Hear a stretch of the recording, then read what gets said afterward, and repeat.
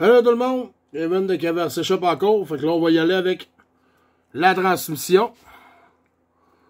Comme on peut voir là, j'ai trois vis en avant, une en arrière pour ce qui est des deux gears principales ici, plus 3 en arrière pour me rendre à Spur Gear. Qui elle, si vous vous rappelez, je vous l'ai dit, elle est en plastique, c'est la seule qui est en plastique dans mon kit. Donc on va démonter le petit driving shaft ici. Comme on peut voir lui tout là, la graisse elle a plus la même couleur pas en tout. Qui va être dû. Ensuite, on va commencer par les trois d'en avant.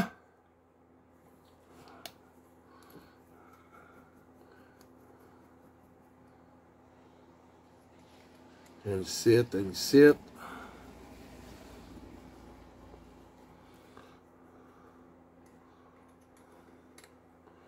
Ça fait 3 ans que j'ai le Gen 8.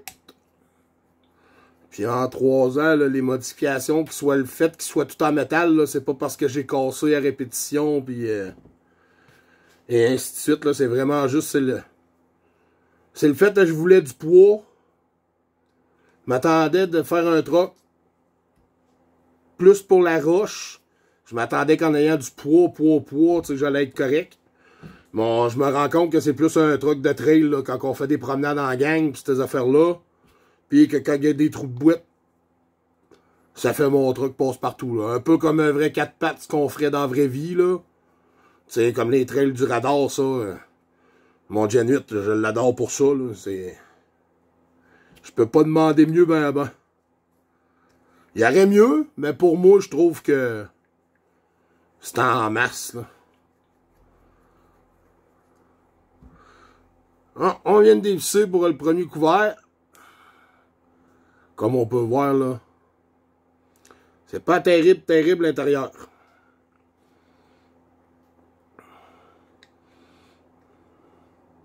On va donner un petit coup. Ça, c'est pour voir un peu. Comme on peut voir, là, le bearing n'a pas trop changé de couleur. Même la guille ici, là, a l'air encore assez belle, merci.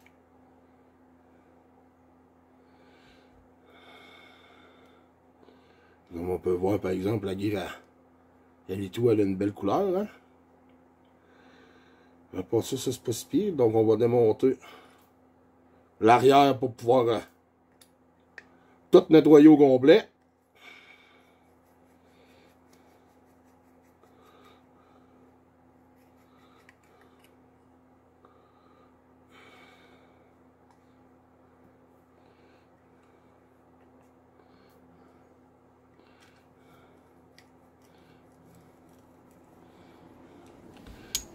C'est ça un peu. Désolé, je parle pas beaucoup. Donc là, on va avoir dévissé tout notre couvert en arrière. On arrive à notre slipper, comme vous pouvez voir.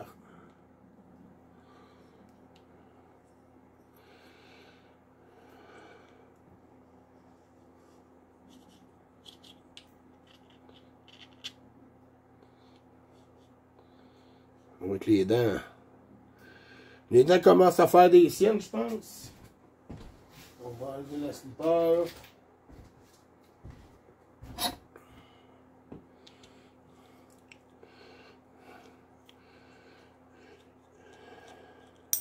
Yep. Bon, on va s'assurer de ne pas perdre de morceau non plus, hein. Il est parti plus vite que je pensais. Le ressort. Ensuite, ça veut bien suivre.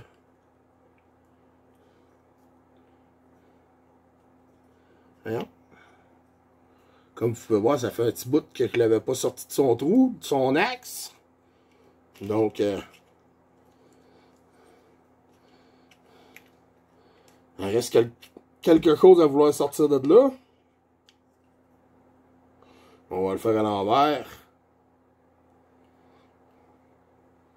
Sortir la pin d'ici pour pouvoir passer notre chaff au complet au travers. Il va pas falloir oublier comment la remonter tantôt. Ça, c'est notre premier casing. Vous pouvez voir, là, c'est sale, là. On voit même que la graisse a sorti aussi ou la slipper. Sauf que là, ça, on peut pas envoyer de brake cleaner là-dessus. Donc, on va essayer de l'enlever le plus possible avec des guenilles.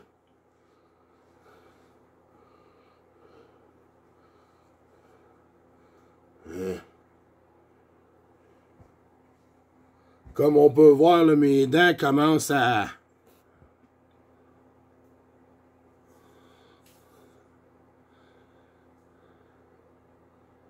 On le voit pas bien. Mais mes dents commencent à... Au lieu d'être rondes, là, commencent à être pointues, là, la forme, là. On va le continuer comme ça. Je ne mettrai pas la gear en métal. C'est la seule que j'ai comme fusible, si on veut, parce que tout mon reste est en métal dans mes casings. On va aller passer ça au brake cleaner. Ça ne fait pas, je suis pas loin. Je m'en vais juste à mon petit trou de lavage.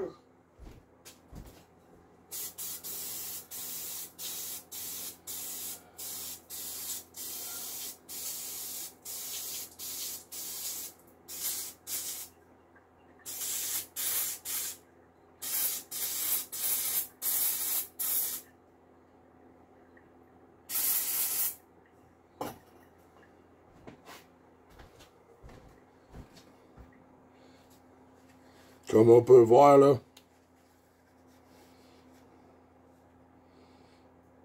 Même ici, j'ai perdu en l'air, j'ai perdu le petit seal qui fait que les bearings ne se promèneront pas.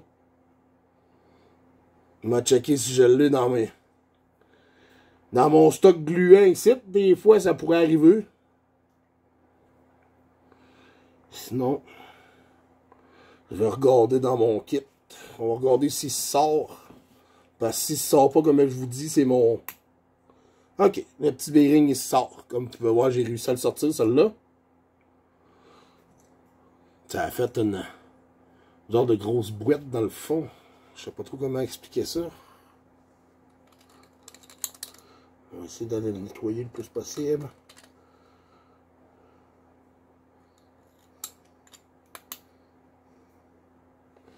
Ok, c'est la coche qui était dedans. On va aller nettoyer ça.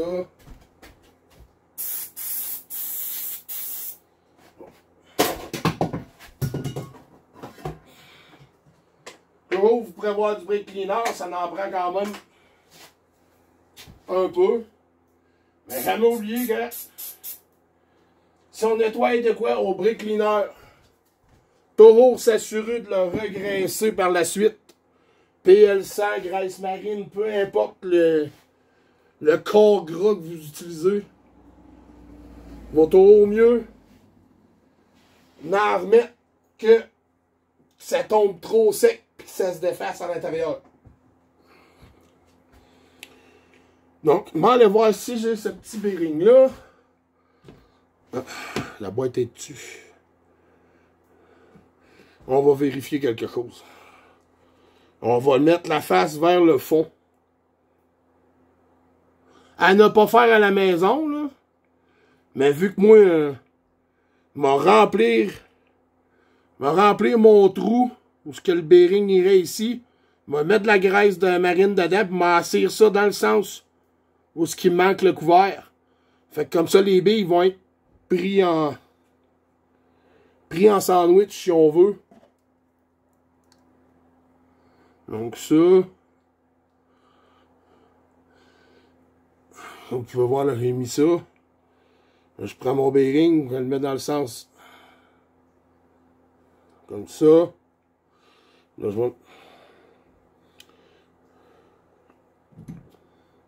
vais aller le pousser pour qu'il rentre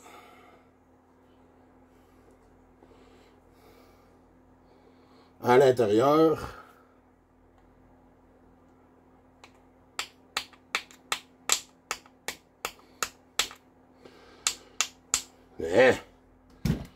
Et voilà. Donc ça puis ça, c'est correct. L'autre bearing tournait très bien.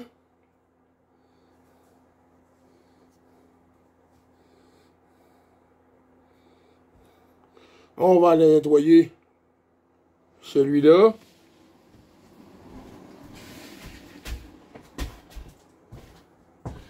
Désolé si c'est long.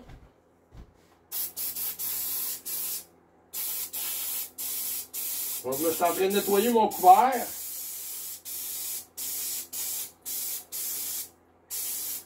J'essaie de vous faire ça vite et grosso modo parce que je fais pas de coupure le moins possible de vidéo.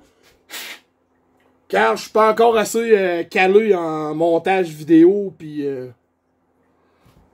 toutes ces choses-là.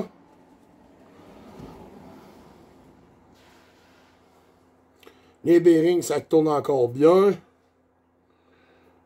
Donc, comme je vous disais, on va pouvoir...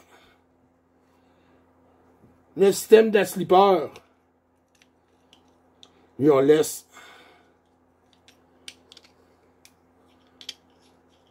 tel quel ici. On va réinstaller notre gear. La barrure.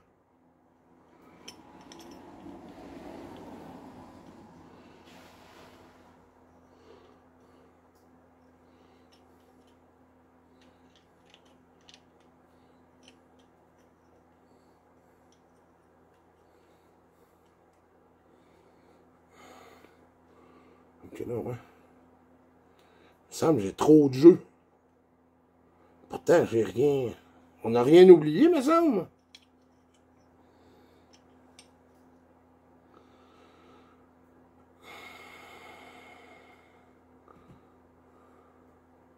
Ah! On l'avait descendu, c'est vrai. On va y en donner un petit coup pour la rebaisser.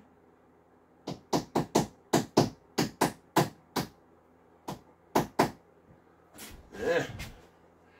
On devrait l'avoir redescendu un peu plus.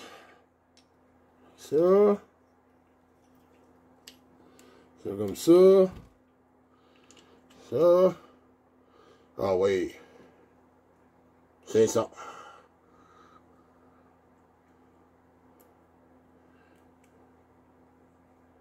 Et oui. Et voilà. Donc, on va pouvoir remettre notre ressort.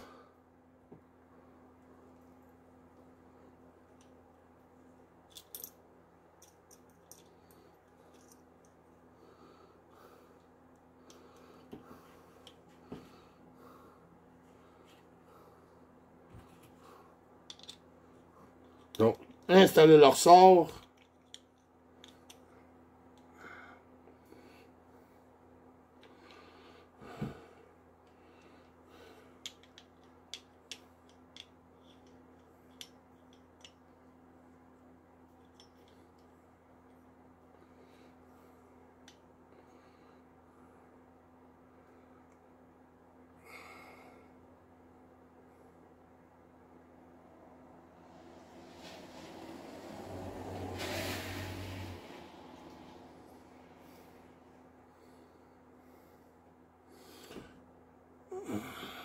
Donc, ouais. Ça, c'est vissé.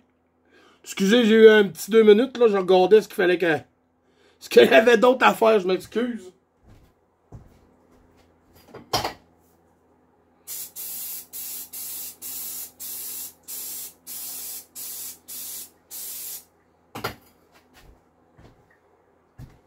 Ça, on va laisser ça sécher. On va mettre un peu de graisse ici.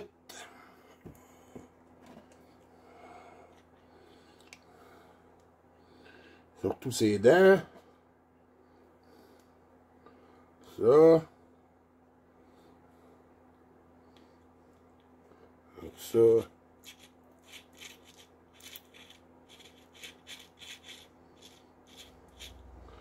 Ça.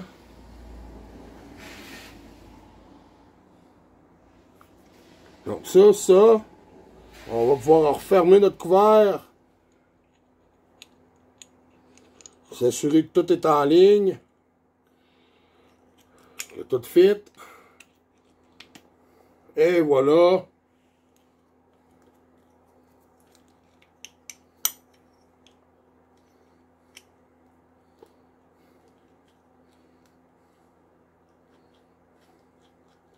Non, on est correct. Je croyais avoir un trop gros lousse site, mais non. Tout est correct. Donc, tout ce qu'il reste à faire, c'est revisser tout ça. Et ensuite, de faire les tests, là, une fois tout remonté.